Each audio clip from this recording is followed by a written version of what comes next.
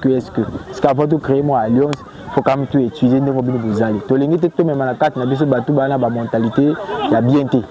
Comme c'est un bâtiment issu d'une bonne moralité, tout le monde ça la pile alliance n'a bâtiment na moralité paye bien. Je crois tout le monde a mine, tout le monde les amis de Rola, tout le monde les amis de Sibel, tout le monde a ASM.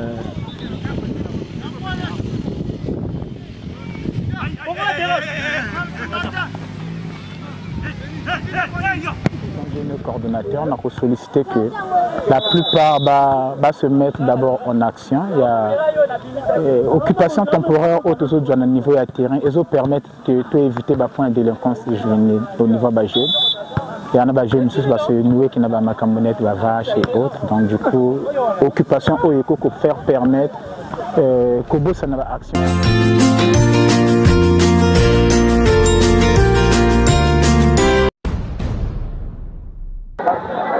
Alors, bienvenue sur votre chaîne La Rose TV avec votre émission Terrain de Sport. Terrain de Sport, c'est une émission où il faut valoriser l'association sportive tout il y a le Congo Brazzaville.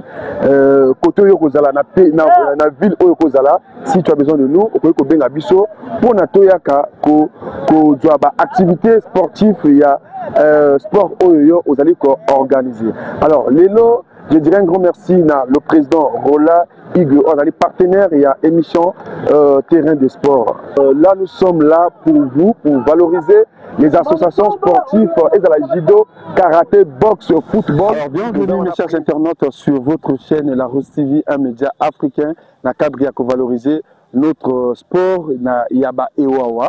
Voilà la raison pour laquelle tout ça l'émission Terrain de Sport pour nous permettre visibilité, il y a des associations sportives et tout, naba mutuelle. Yambo Kanabiso, le Congo. Alors aujourd'hui, je suis invité dans un combo à travers l'association Les Jeunes Union. Soyo, il y a le président Jean-Cel Ombingue. Parce que le match contre les amis du Bled, Awa, na terre en combo Matari. Donc entre le Dongomba, na Katikati, les jeunes Sangani, pour se changer entre eux, pour éviter un peu du désordre autour, il y a la jeunesse. Alors il faut que se connaître entre nous les jeunes pour que ma bé na mboka na biso ici là. Et on a avant que na présenter nos match il y a deux associations na zopé sa mbote na partenaire il y a notre émission Terrain de Sport qui est le président Rola Igue, il y a les amis de Rola, l'homme de bon cœur, papa social, acteur dessin animé à Koufarate, donc on a pu sur mbote Koto Zali, Kano rapide, Claudel Otira, chauffeur et Mia Mokondi, Batela Mokondi, on peut s'emboter, le président Roma, il y a le fédéral de Pente-Noire, pourquoi pas président, Revin aussi, il y a le fédéral, président Abelin, il y a les amis de Rola, Igwe, na Pessimbote, na président Sibel Elianga, il y a les amis de Sibel, comme on Njoro Njorovic, il y a Casablanca, président Aladi, il y a Avril, au cœur, aux joies, président Saoudi, il y a Assa, Molinga, na Pessimino, Bambote, Koto Bozali, et nous avons annoncé bino voyage, il y a mutuelle Novelas, au la match interview, na Pente-Noire contre association sportive à Avier. Voilà, Avier, si je ne me trompe pas. Alors, tout à l'heure, nous avons présenté bino match et nous avons l'association sportive tout. On a besoin de mettre en visibilité l'association sportive pour que la action, vision aussi l'activité sportive vous contacter le numéro de téléphone et BCBG depuis un filou ASM il y a président janvier. Alors merci beaucoup, tous un match, il y a deux associations et il s'est le Baboy. Alors, si ça te fait mal, tu prends les débitants pour faire ta tête, car c'est moi qui parle, c'est bien moi, Ewing, l'homme de Otchombiambia. Ah oui, les Kara Amwande, l'homme à double casquette. Côté, il y a chronique musicale, côté sport, Excel Rabiel, les deux, je joue le rôle, Nambo Ganabiso, le Congo. Merci beaucoup. Ouais, bon, métier des jeunes initiants, là, on a président fondateur. Actuellement, on a un petit bureau mouvement plastique. On a un seul coordonnateur, il y a mutuel mouvement, il y a son yo. Bien, merci. On va aller la question. Et là, que pousser pour ça, l'initiative, il y a son yo. Ils ont mutuellement, on a un état. ton naza na kati ya état na mon initiative bon bazana ndo kusunga baninga ba jeune et puis sanga esengo. C'est là où on a dit initiative voilà bon on a créé SP yango mais na ko mosusu. Comme ya son yo ya crime que banana de qu'on a vu sur au Congo et là comment monsieur a des SP ye motabana ya kana crier quoi cri quoi. Moka lubane ke na mela masanga sécurité ya donc sanga pe na koma son yo. On a CP là na kombo wana mo ke na créer siko initiative na biso yo apesa ngo kombo ya son yo après on a tout sangana tout aider baninga to pesa mo baninga bidé ya bien c'est côté batu ba jeune baza pour batu ba ya kebele c'est singlement sport c'est sport mo réunir ke batu c'est là où tout timuna série sportif na kati pona ko attirer moi batu ko intéresser moi batu ba balingi ko sunga ba jeune batu balingi moi amical ezala makasi angwana tuti activité sportive ezala comme activité principale na biso to ezaka place te ba dile comme bazala eza place te ba to melaka masanga non yo pe ezali na ba structure na ba idée que ça la que je ne pas se retrouver je ne pas à ça à créer moi le moko ya bien et le que ça la biso to bi tabe wa nini et ça moto tout à ça la moi sport pour permettre à se défouler quoi. Comme ça semaine vous travailler de lundi à samedi, parfois dimanche après prière on a place mon qui est là où mon ça la tête, où y a moi couper ta ballon ou encore que ça la marche et ça la que moteur se déstresser sur le stress c'est le belé. Donc ils avaient place te go batwa quand ça non, parce que on les a place moka ba voyou, ils a place ba non. C'est de lutter que beaucoup plus contre le banditisme, de lutter que beaucoup plus contre le vagabondage. C'est là où tout ça pour lutter mingi na place où on a toujours exhorté baninga batu toujours fait ça conseil na baninga batu pour que au moins initiative cool à Molai. Alors remerciement na yo au coup remercier bon merci en tout cas na repé ça merci na ndekolanga c'est dit beaucoup ta job c'est-à-dire et azamoka bato basunga biso na musika tout ça na déjà venu sambo bato basunga biso na musika tout ça na prince ndenge bato basunga biso na musika bon na on peut s'appeler merci encore na moko ya biso a membre malaka beaucoup plus d'activité parce que mosala mingi lieutenant Van Okimba yana bato basunga pe biso donc en tout cas merci na bo tout balinga biso merci na bo tout ba croire na biso en tout cas message nanga yango. Une dernière question association des jeunes initiaux vous en avez combien des alliances? Bon pour le moment tous en une alliance Tatana mutuelle mon côté mais tous à y travailler parce que tout bon nani ko senga ba alliance trop parce que toi nana sorti officiel de salité tous à peine année belé aujourd'hui on a que 20 30 membres. Donc tout ça que c'est tendre jusqu'au mois à 50 membres et c'est là où tu peux envisager de créer une alliance. Sinon notre sortie officielle il y a bientôt déjà mais date n'a pas révélé parce que tout le monde est à la surprise pour la bateau. C'est là où pour la sortie officielle tu peux inviter 2, 3, 4, 5 mutuelles pour Bakoyaka et tout le monde est-ce que n'a pas tel tu créer une alliance est-ce qu'avant de créer une alliance faut quand même tout étudier de mobile vous allez to lingi te même na carte na biso batu bana ba mentalité la bienté comme c'est toi bâtiment ici d'une bonne moralité to lingi to ça la pile alliance na batu bana moralité paye bien je crois tout le monde a ba miner tout le monde les amis de Rola tout le monde les amis de Sibel tout le monde a ASM oui tout le monde a Ajup batu bana moralité ya bien. Et puis pourquoi pas Michel Anga de tous les temps quand on a salé 10 ans et 9 ans étant au président Novelas, si bien tu crois qu'on ne crée pas alliance d'abord passer à battre routine de l'amour, tout déplacement, ça serait une très bonne chose. Merci à les amis de Bled. D'accord, on va présenter un président coordonnateur et un groupe.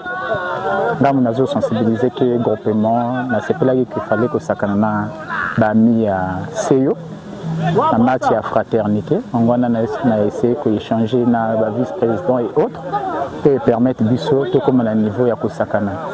La dernière fois que Sakana qui est très accueillant. Et puis si vous pouvez continuer sur le sala, où il y a Soukate, tout le banque sur le cas. En dehors, on a une nouvelle famille qui s'est créée entre Bissot et Bango. Donc à chaque fois, Netenga, personnellement, on a déjà engagé même à rejoindre temporaire au Moutina Katina Bango, pour aller longo, pour soutenir l'acte sur ce qui est. Alors, vous avez une alliance? Alliance, Nani te nouer vraiment lienté, mais déjà le fait déjà qu'on se retrouve dans le terrain bouillé, il y a des formes d'amitié qui se créer. Et puis il y a un sens à respect. Côté na bango il y a un batamikolo ou c'est pas une initiative. Donc gapé personnellement côté na ça des filtres. Na baleki au côté na bango il y a baleki qui peut permettre d'avancer groupement na bango na biso. Alors, message d'une association, il y a Iwawatu, il y a le pays. Ah oui, on a raison que tout n'a point en a parce que souvent tout le monde peut se coordonner. Message est allé que créer diversité, que créer, élargir famille, n'a pas valeur tout en sachant que tu as en concurrence et aller donner des côtés que c'est que se créer mutuellement. Donc baninga au bazo comme on a alliance peu initiative au biso de Jakal lelo ba ko rejoindre ba la vraiment na partie prité ba garder ba traiter partie insolence surtout biso ba jeune il y a une partie insolence parfois na bouyer toujours se rendre compte que tout sakana ba se rendre compte que en dehors de tout ce qu'on fait là c'est un jeu, il y a de ces valeurs qu'on doit préserver.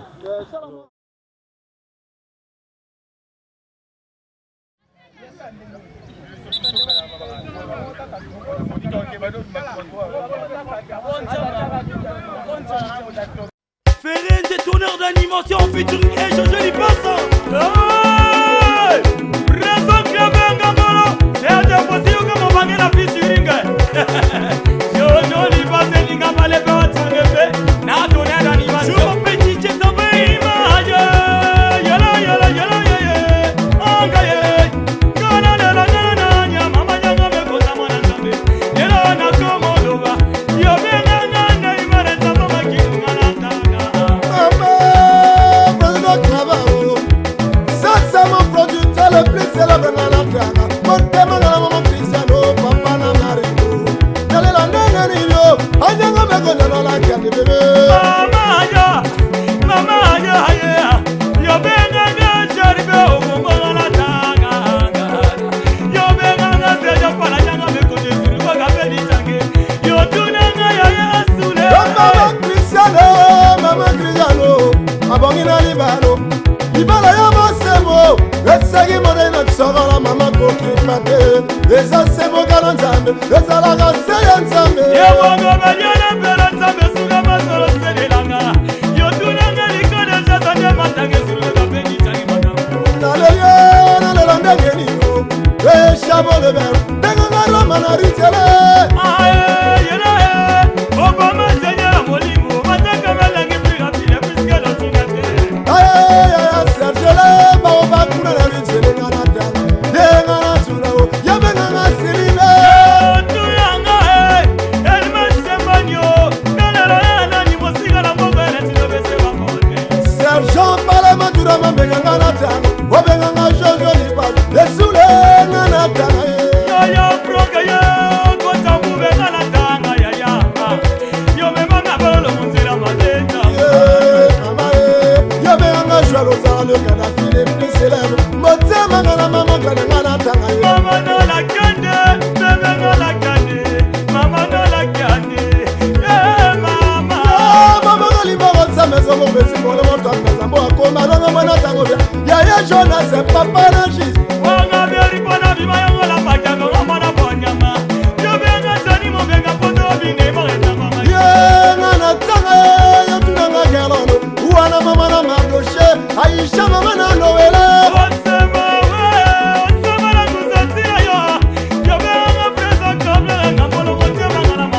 Elena Zikanga, Osimeno, Christian Lebota, Osimena. Ayo tanga grâce machine la ngeni.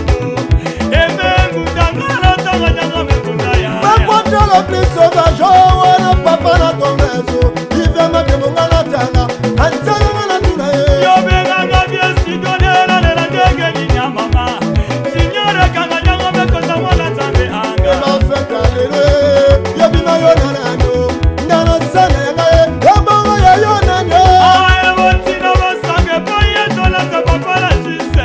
Nale la ngeni ya mane bola wana mokondi. Yobenga ngakena papa na merveille, atete ngana tanga, okumanga na mubura, etogo tsola togo nanela. Mama bobe basanga wana makoma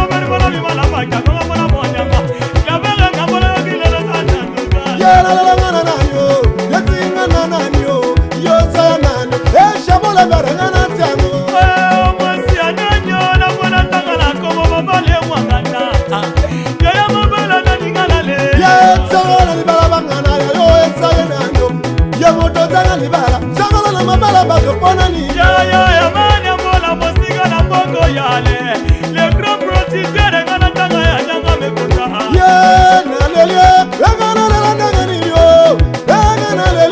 La sera quand on bela Ganatanga.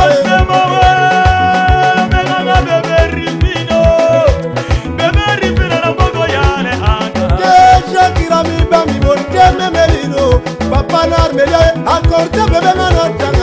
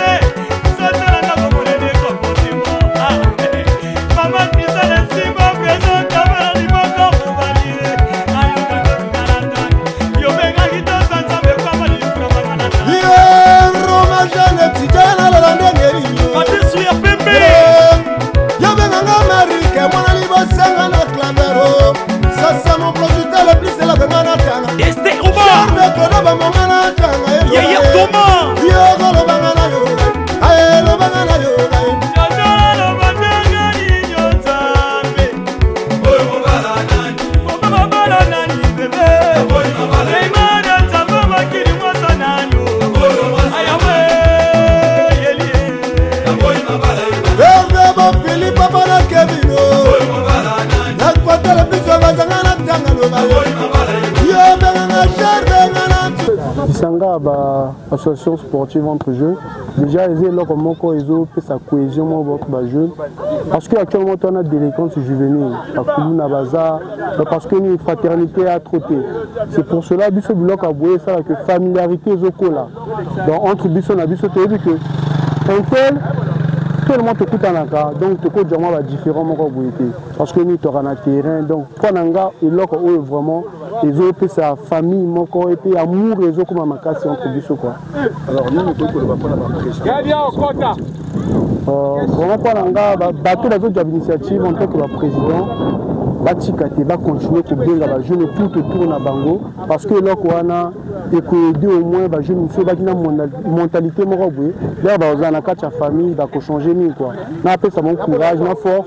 Va continuer comme ça, on va faire la boue. Mais ils ont mal. Alors,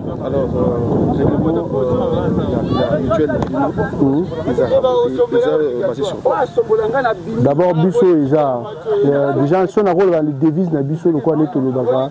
Ils ont amour, solidarité, la fraternité. Donc, on a un des slogans à Bissot quoi. On a des slogans à Bissot. En fait, Bissot est basé sur le football. Football, là on traite bien à Kachi. Nous avons 5 sacabiso qui est football. Oui, tout le monde ensemble. Après, il y a tout l'aide sociale. On est là malade, il faut aider. Ceux qui ont éprouvé, il faut aider. Mais base, il y a que 5 sacabiso football.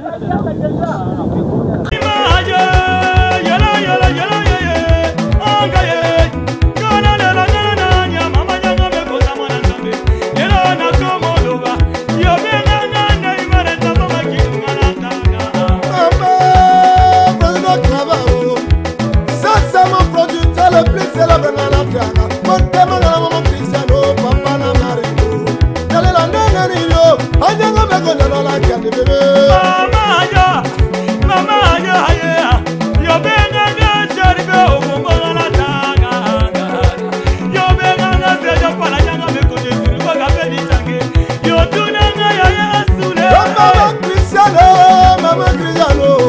bongi na libalo libala ya mosemo esegi mode na tsogola mama kokipa te eza seboka na nzambe ezalaka se ya nzambe yewongo banyana mpela nzambe suka masolo selelanga yotunanga likode jazanye matange suruka penitaki matango naleye nalela ndenge niyo eshabo le ver ndenge nga roma na ritele aye yelaye obama zenyela molimo mataka malangi piratile piske lotinate ayaya sergele bao bakuna na ritele nga na dana yenga na tulao yabenga nga silime yotuyanga elmesembanyo nalelo yanani mosika na mboka enetilobese bamote sergent palema durama benga nga na dana obenga nga jojo libalu esule nga na dana yoyo froke yo kotamube ngalatanga yayanga yomemanga bololo munzira mateta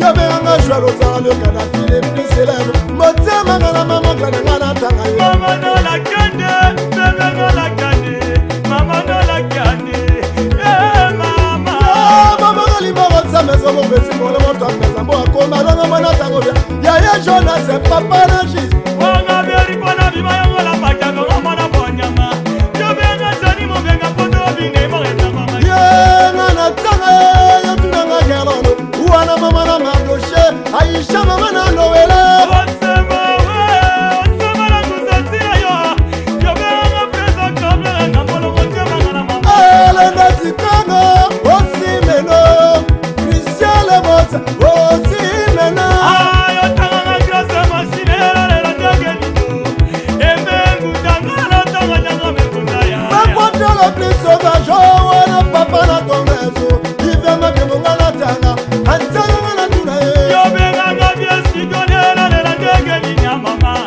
signora kanga nyanga mekonda mwana zambe anga bafeta lelo yobima yo nanano ndana sana yanga ye yabongo ya yo nano aye botina basange boye tola se papa la jise nalela ndageni ya mane mbola wana mokonzi yobenganga kena papa na merveille atietenga na tanga ye okumanga na mobola etongo tsola tongo nanela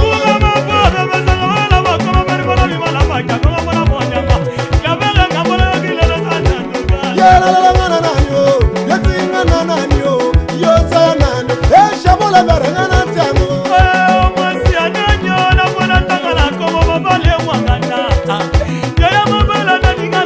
yetsangala libala bangana yayo esaye nanyo yemotozanga libala sangala na mabala bato mponani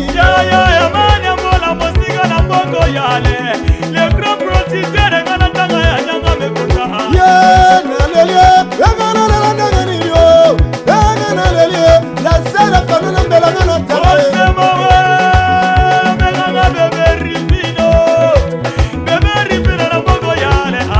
eshakira mibambi moteme melino papa na armelia akorde bebenga na tanga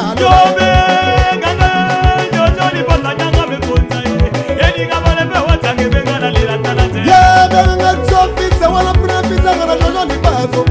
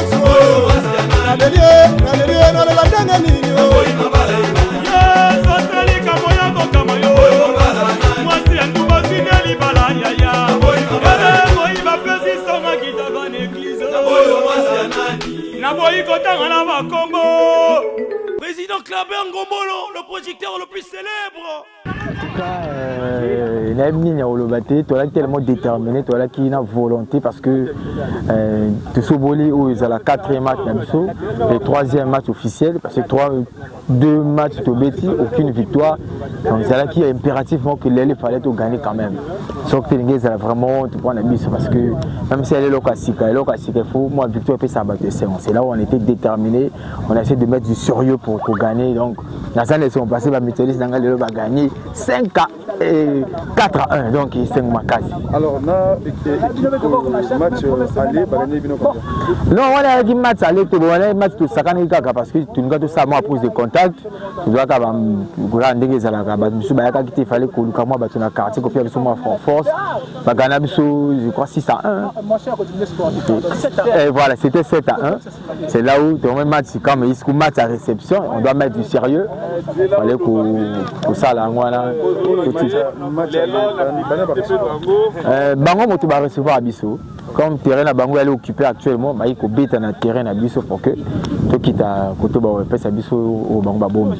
Est-ce que le moral n'a pas face à la joueur dans le terrain en tout cas, comme les ala toujours, il y a un moment où attention, matamaka, surtout ce bois mené, et puis ça moi attention, il y a la moi à l'écolo, surtout Bisso Bo, toi, sportif, tu peux te voir ballon à bouquet, tu me dis dans l'ensemble, ça s'est très bien passé, tu sois nité, tu vas bonditer, en tout cas, ambiance c'est l'équipe bien, en tout cas, c'est à féliciter. Vous savez que quand on est dans une collectivité, on a toujours tendance à respecter parfois les autres sont supérieurs à vous. Aujourd'hui, en termes de collectif, ils ont vraiment renforcé, je les félicite d'ailleurs, par rapport à l'attente qu'on avait prévue. Nous, personnellement, après le match allait de 7 à 1, on se disait que c'est une petite équipe, facilement on pouvait les manipuler. Arrivé ici, il y a carrément eu un changement et nous, on vous félicite. Moi, au nom du président coordinateur du groupe Cercle les Amis du Bled, je vous félicite sur l'apport que vous avez eu à faire au terrain. On était surpris. Vraiment, on était surpris. Mais ça, c'est pas pour peut-être la dernière fois. Comme vous avez eu à faire aussi cette réorganisation, moi, je vais faire mieux. On a un beau langue propre. Donc, mon collègue, on a soit une école de police, soit un combo, on a un beau langue propre. Donc, il faut Bongama. Par contre, on a félicité. Après, on a eu un parti capital, mais quelque part, tout dominé par la moralité, on a vu tout. La moralité, c'était pas vraiment au rendez-vous. Oui, c'était pas vraiment au rendez-vous. Vous savez, les journées week-end pour nous et les autres, pour moi, c'est juste s'amuser. On ne peut pas encore quitter le plan professionnel pour venir se chamailler pour l'activité sportive. Ok. Oui. Il y a une question pour profiter de ton exactement. Est-ce qu'il faut jouer le terrain qui va grade au statut en moto professionnel, à plan sportif? Non. Déjà, en termes d'équipe, si Nako est la présidente, maintenant on a la capacité sportive. Donc, du coup, notre membre à contribuer normalement à la supériorité sur Nga, je compose la meilleure équipe possible. Donc, le statut, en étant président, en étant vice-président, en étant capitaine, ça ne prime pas dans la marche. Et vous savez, l'objectif, c'est d'être en famille. C'est de réunir l'ensemble de la jeunesse parmi vous. C'est-à-dire enlever le pont. Enlever le pont de notre statut. C'est ça l'objectif du groupe. C'est ça l'objectif. Et comme ça, prochainement, même les difficultés peuvent arriver. Il peut y avoir des difficultés. Les gars qui nous voient, on a besoin de temps. Du moins, tu l'as épargné sur une situation donnée. C'est ça un peu l'idée qu'on veut inciter au niveau de la jeunesse. Le groupe, ça me fait déjà 4 ans. Mais j'ai réorganisé ça l'année passée parce que en dehors de la marche, il y avait d'autres qui n'ont pas encore compris le projet. Il fallait sensibiliser et mettre les barrières. Pour les personnes qui ne comprennent pas exactement mon projet, l'initiation, on le met de côté et on marche avec ceux qui sont disponibles. Et en termes de respect, en termes de valeur, on incite toujours les autres, et ceux qui n'en ont pas bien sûr, à s'approcher un petit peu à notre marque. C'est un peu ça. Alors, une dernière question. Oui. L'association, vous avez une alliance n'a combien bon, ceux qui vraiment la Tangayo, parce que qui comme le nécessaire, le nécessaire, nous avons associé, le groupement Nanga est vraiment élargi, parce que je voyage avec les autres, dans les surveillants et autres. Donc, en termes de normes, nous avons vraiment Moninga Baninga. Oui, Ndana Moninga Baninga. Quand il y a des valeurs, on peut échanger, je suis là. Mais quand il y a un manque de respect, il y en a peut-être qui délinquance, je préfère pas y être. Oui, merci vraiment. Et là, on est intéressé à la membre de la SOYO, premièrement, ils ont une organisation à Bisso par rapport à projet Otanango, on est local Bisso intéressé. Alors, nous, peut-être retenir la vision et l'association. Et là, on peut retenir la vision et l'association. L'association Soyo, tous en entraide, où ils ont objet capital où ils ont il y a les bourseaux où ils sont sur la carte mutuelle parce que notre projet n'a pas présenté n'a pas document n'a tangi n'a moni awa on traite des amakasi pour les tableaux que tout est beaucoup sans service. Les lots plutôt que jeu nous que le jeune oyo ba nakoloba na bandeko na nga oyo balinga bassociation sportive te baintégrer bassociation sportive parce que eza moko oyo etikali na biso mpona kounir baninga koyeba na bandeko nyonso sans distinction ya baekolo ya baethnie soki ointégrer association sportive surtout oyo eza na projet ya bien okozala na problème te baninga bakosoutenir na otour na oyo okozwa.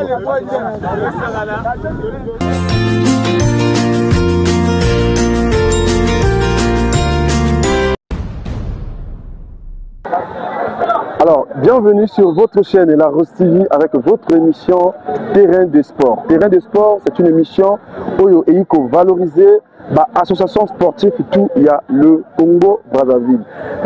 Côté Yokozala na ville Yokozala, si tu as besoin de nous, on peut bien abisso pour natoyaka ko activité sportive il y a sport Oyo aux allez organiser. Alors, Lélo, je dirais un grand merci à le président Rola Hugues, on a les partenaires et à émission Terrain de sport. Là, nous sommes là pour vous, pour valoriser les associations sportives et à la judo, karaté, boxe, football. Nous avons